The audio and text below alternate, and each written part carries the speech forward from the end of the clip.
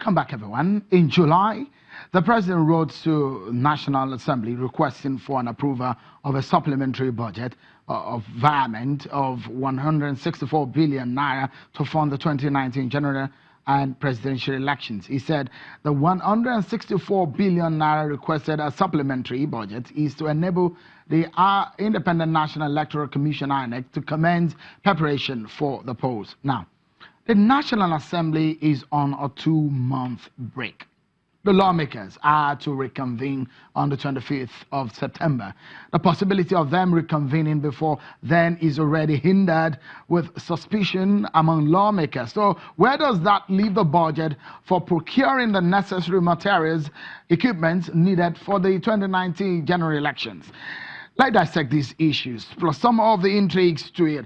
My panel tonight from our Abuja studio on this matter is the co-convener of the election situation, civil society election situation room, a lawyer and the executive director of PLAC, Mr. Clement Nwankwo, and also side by side with him is a lawyer, Mr. Kayode Ajulo, is also a former national secretary of the Labour Party. Thank you so much, gentlemen, for joining us on the program. Let me begin with you, Mr. Nwankwo. What is the danger of what we have on our hands as regarding the 2019 elections and its budget?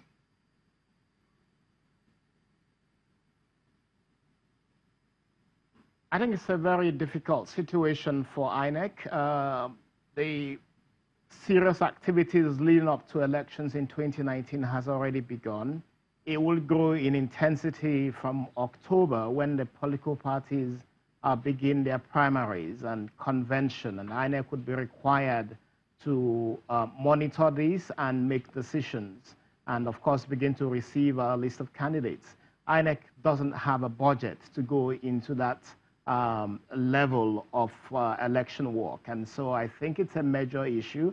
As we speak, of course, the National Assembly is on vacation. Everyone is aware of the circumstances leading to the 3-4 days advance vacation that the National Assembly had to take owing to the challenge they had with the security agencies. And I think at this time as we speak, it is a big worry that this country, which should be holding elections in February, and INEC had set out a long timetable of sequence elections dating into decades because it has decided that everything related to elections has to be well programmed, well planned, and of course, the anticipation was that the National Assembly would pass this. The National Assembly had set to take on the budget before the crisis that led to the siege to the houses of the presiding officers in the Senate and the threat of possible impeachment against presiding officers both in the Senate and in the House of Representatives owing to this recent gale of defections. So I think that in that circumstance, the National Assembly had to adjourn, forced by the executive and security agencies. And I think that for a country preparing for elections, we should really have been very conscious of the fact that INEC needs a budget to be in place. This hasn't happened. And so we really have to go back to the drawing board and see how this can happen before October. Mr. Nwankwo, your worst fears. You think that the elections can hold in February with the way things are going about the budget?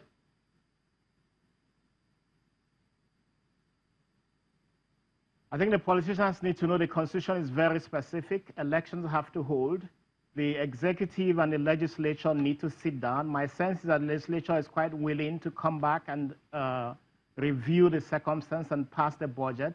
I think that the executive needs to give every assurance that it will respect the independence of the legislature. That's what the challenge is. That's why the National Assembly adjourned. And I think that a situation where an independent arm of government continues to suffer from the siege that is laid on it by another arm of government is completely undemocratic, unacceptable to our democratic practice, threatens democracy, and I think that those who need to do what they need to do, which is respect the independence of the legislature and the ability of the legislature to carry out its responsibilities, should do so and give every assurance to the legislature that it will not be interfered with should it reconvene. I think that's really what the issue is.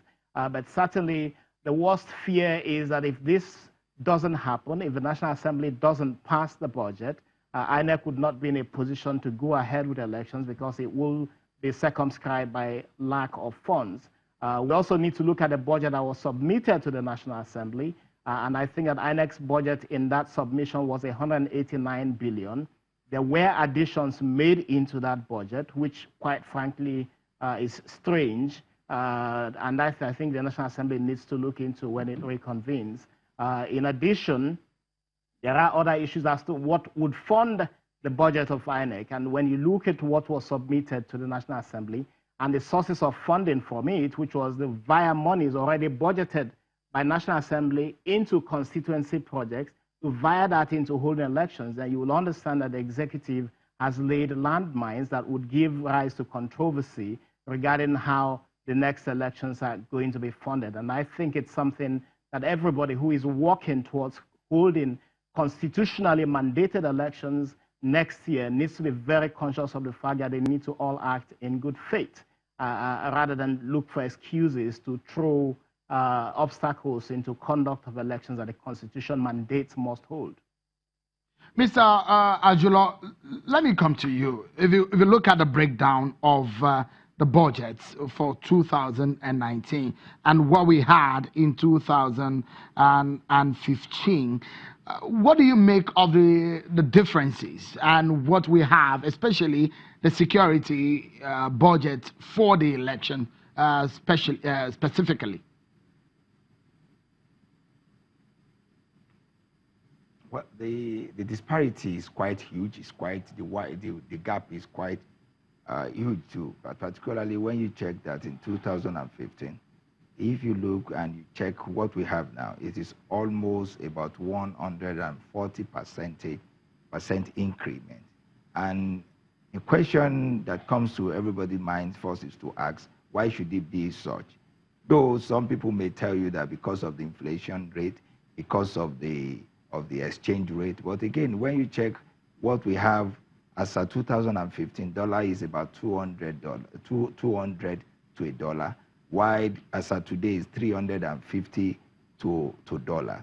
Then the question would be that we have roughly like 75%. So the percentage is something that which I cannot really understand where this is coming from. And again, we should remember that as of 2015, during the preparation for that election, Professor Jega, that's the chairman of INEC, mentioned the fact that one of the reasons why we need the card reader, why we need to digitalize, why we need the IT, is that it will reduce costs. And as of today, I wanted to ask this question, that are we now going to have a new profile, a new setup to really fix the election?